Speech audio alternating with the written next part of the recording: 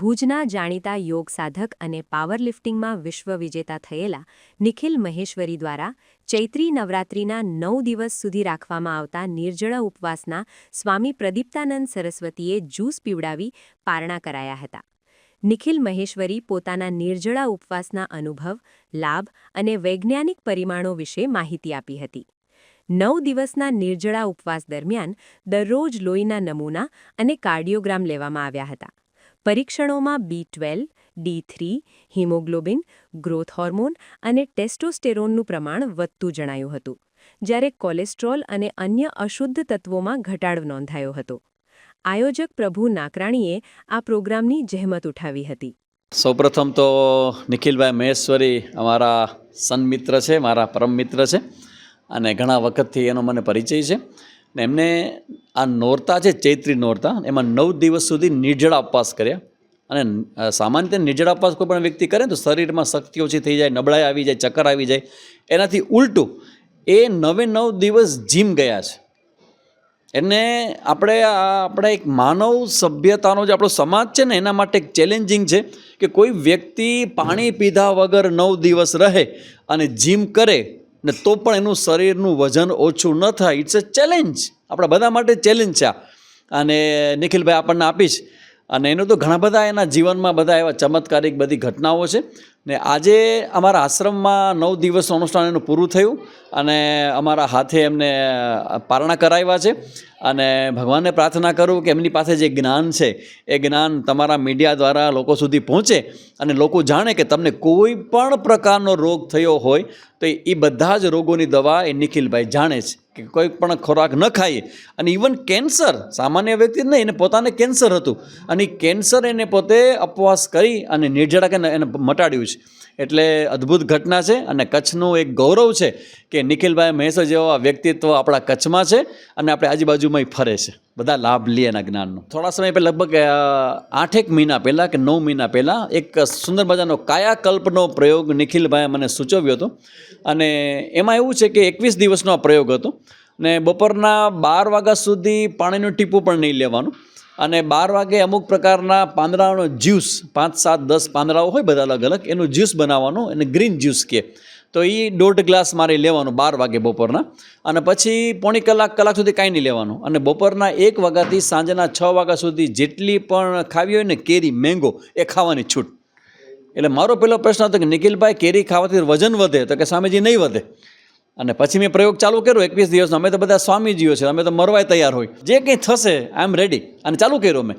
અને 12 વાગ્યા સુધી કાંઈ જ નહીં લેવાનું અને પછી જ્યુસ અને પછી કેરી. અને 6 વાગે એટલે જ્યુસ અને પાણી બધું બંધ. સાંજના 6 થી બીજે દી બપોરના 12 એટલે 18 કલાક થયા. 18 કલાકના નિર્જળા 21 કોન્સ્ટન્ટ અમે કર્યા. અને એ જ્યારે પૂરો થયો પ્રયોગ, એ પછીના 3 દિવસ એટલે 72 કલાક મેં સંપૂર્ણ નિર્જળા કર્યા. એ મારી રીતે કે હું આ પણ કરું પ્રયોગ. અને એ કર્યા પછી મારા શરીરમાં બહુ ઘણા બધા ચેન્જીસ આવ્યા છે. અને લગભગ 19 થી 20 પ્રકારના ફાયદાઓ મારા શરીરમાં મેં જોયા.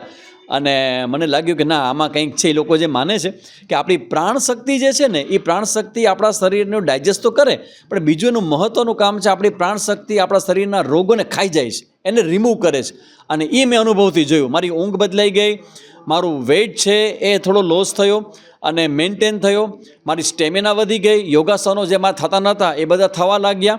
અને ખાસ કરીને SGPT નામનો એક ટેસ્ટ છે, જે લીવર તમારું કેવું છે ને એના માટે આવે છે ટેસ્ટ. અને મેં શું કર્યું હતું, કારણ કે અમે બધા થોડાક વિચારશીલ ને એવા બધા એ માર્ગે જીવનારો છો ને, એટલે સૌથી પહેલાં અમે બધા જ ટેસ્ટ મારા શરીરના કરાવેલા.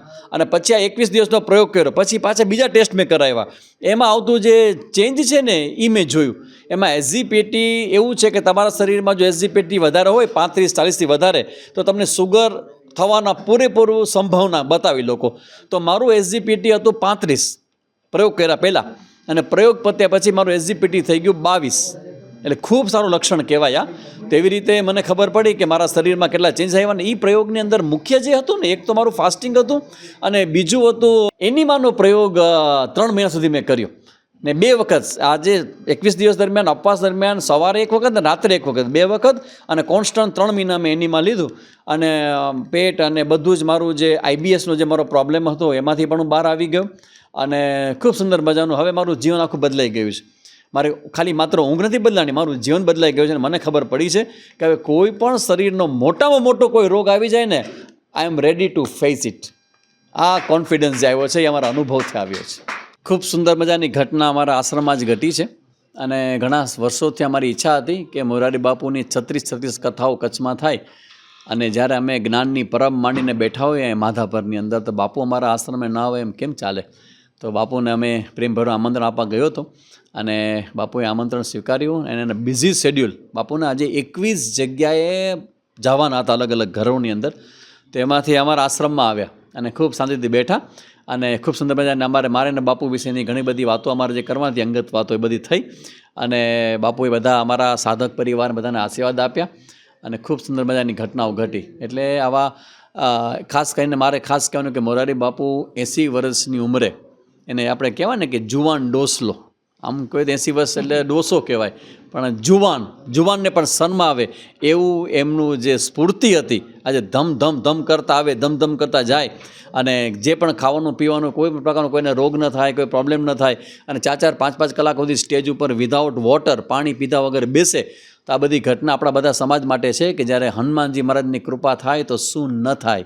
હી ઇઝ આપણા પૂજ્ય બાપુ છે કે જેની કૃપા હનુમાનજી મહારાજની ઉતરી અને કૃપાને કારણે આજે આખા વિશ્વની અંદર રામ નામનું ઘેલું એને જે લગાડ્યું છે અને ખાસ કરીને યુવાનોમાં, કારણ કે મારો વિષય યુવાનો છે અને એ યુવાનોમાં જ્યારે હું ફરું છું ત્યારે બાપુ પ્રત્યે જે બધા યુવાનોની નિષ્ઠા જોઉં છું એનાથી મને ખૂબ ગમ્યું કે આપણા છોકરા છોકરીઓની અંદર એની પોઝિટિવિટી, જે આપણા ધર્મ પ્રત્યે, આપણી પરંપરાઓ પ્રત્યે, આપણે ભારત પ્રત્યે, ઇવન આ ભારત દેશ પ્રત્યે આ બધી વસ્તુઓમાં જે વૃદ્ધિ થઈ છે એમાં પણ બાપુનો બહુ જ મોટો ફાળો જોઉં છું. મારું નામ નિખિલ મહેશ્વરી છે, ભુજનો રહેવાસી છું અને વર્લ્ડ પાવર લિફ્ટિંગ ચેમ્પિયન પણ છું. એ સિવાય મેં બોડી બિલ્ડિંગ પણ કરેલું છે.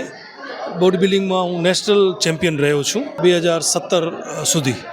લગભગ 3 વખત મેં મિસ્ટર ઇન્ડિયાના ટાઇટલ જીત્યા છે. 2017માં મને જ્યારે બ્લડ કેન્સર થયું ત્યારથી કરી અને આજે 2026 સુધી નિર્જળા કર્યા છે 2 ટાઈમ, 2 સમય, ચૈત્રી અને અસો નવરાત્રિ, જે અત્યાર સુધી ચાલુ છે. આજે 2026 છે તો નવરાત્રિ છે એ એટલા માટે કરું છું કે વર્ષના 2 છેડા છે. જ્યારે ઋતુ ચેન્જ થાય છે, ઉનાળામાંથી શિયાળામાંથી ચોમાસામાંથી શિયાળું જ્યારે આવે છે ત્યારે ચૈત્રી અસો નવરાત્રિ હોય છે ત્યારે ડિટોક્સ કરું છું શરીરને. અને બીજું કે માર્ચ એપ્રિલમાં જે આવે છે ચૈત્રી નવરાત્રિ ત્યારે પણ મારું શરીર ડિટોક્સ કરું છું. તો આ રીતે હું મારું પ્રોગ્રામ કરું છું. એ પછી મને ક્યારેય કેન્સરના કે અન્ય કોઈ પણ બીમારીના લક્ષણો જોવા નથી મળે મારા શરીરમાં. મેં કેન્સરની સારવાર એ કરી કે 2017માં મને બ્લડ કેન્સર ડિટેક્ટ થયું. ડૉક્ટર વિકાસ ગઢવી એ મને ટ્રીટ કરેલું હતું. બોન મેરોમાં પણ એવું જાણવા મળ્યું કે ક્રોનિક લ્યુકેમિયા ફેઝ 3 પૂરું થઈ ગયું હતું ને 4થું ચાલુ હતું. તો ફેઝ 4માં મને લ્યુકેમિયા કેન્સર, બ્લડ કેન્સર એ ડિટેક્ટ થયું હતું. એટલે મને વિચાર આવ્યો કે આને હું નેચરોપેથીથી અને મારી જે પ્રાણ સાધના છે એનાથી હું ઠીક કરું. એટલે હું વિપસના કેન્દ્ર મુંબઈનું નક્કી કર્યું, કારણ કે વિપસના કેન્દ્ર ખારઘરમાં છે મુંબઈમાં. ત્યાંની બાજુમાં જ ખારઘર ધ્યાન કેન્દ્ર છે, એની બાજુમાં જ ટાટા મેમોરિયલ રિસર્ચ સેન્ટર છે. તો ત્યાં રિસર્ચ સેન્ટરમાં પણ મેં વાત કરી, ડૉક્ટર ભટ્ટ કરીને છે એમને, ને એમણે કીધું કે અમે આના પર સંશોધન કરશું. તો એ લોકો કોઈ સંશોધન કરવા આવ્યા નહીં. પણ મારું 9 દિવસમાં, એટલે ટાટા મેમોરિયલમાં પણ મેં અમુક રિપોર્ટ કરાવ્યા હતા બ્લડ કેન્સરના, એ મારા પોઝિટિવ આવ્યા હતા. અને 9 દિવસ પછી, 8 દિવસ પછી એ રિપોર્ટ બધા નેગેટિવ આવ્યા હતા. 9મી દિવસે બધા રિપોર્ટ જે છે લોહીના એ નેગેટિવ આવ્યા હતા અને હું ઠીક થઈ ગયો. હા, આ વખતે મેં આપણું જે આર્ટ્સ અધ્યયન કેન્દ્ર છે સ્વામી પ્રદીપાનંદ સરસ્વતી, એમના હાથે મેં પારણા કર્યા છે. ખાસ કરીને છે ને તમે જંક ફૂડ ખાવાનું ટાળો. જેટલી પણ જ્યાં લારી ગલ્લા છે એના પર તમે જવાનું ટાળો. રાંધેલું તમે લઈ શકો છો. ખાસ કરીને મહત્વ છે ફાસ્ટિંગનું. એટલે રોજના તમારા છે ને 12 થી 16 થી 18 કલાકના ફાસ્ટિંગ હોવા જોઈએ. તો તમને ક્યારેય કોઈ બીમારી નહીં પડે અને તમે સ્વસ્થ રહેશો. એકચ્યુઅલી જે મારી પદ્ધતિ છે એમાં એવું છે કે હું સવારે ઉઠ્યા પછી લગભગ હું 4:30-5ની વચ્ચે ઉઠી જાઉં છું. પછી મારું એક ધ્યાનનું સેશન હોય છે, એ પૂરું કરી એટલે લગભગ હું 1 વાગે ગ્રીન જ્યુસ લઉં છું, બરાબર, જેમાં પાલક, ફુદીનો, ધાણા, અન્ય જે વસ્તુઓ છે એ બનાવું છું. અને એના 1 કલાક પછી લગભગ 2 વાગે હું ફ્રૂટ લઉં છું સાંજે પણ થોડા ફ્રૂટ્સ લઈ લઉં છું, રાત્રે છે થોડુંક રાંધેલું લઈ લઉં છું, એ પણ થોડીક માત્રામાં. બસ આ મારું છે. હું જ્યારે પાવર લિફ્ટિંગ મેં કરી હતી ત્યારે પણ મારું ડાયટ આ જ રહ્યું છે. મેં એક્સ્ટ્રા પ્રોટીન કે કાંઈ નથી લીધું એમ. હું વર્લ્ડ ચેમ્પિયન થયો છું 2024માં પાવર લિફ્ટિંગમાં. મેં 510 કિલો જેટલું વજન ટોટલ ઉંચક્યું છે. અને રશિયન જે ફેડરેશન છે એ લોકોએ મારું ખાસ અભિવાદન કરેલું હતું, કારણ કે હું જે છે એ વેગન ડાયટ પર છું માટે.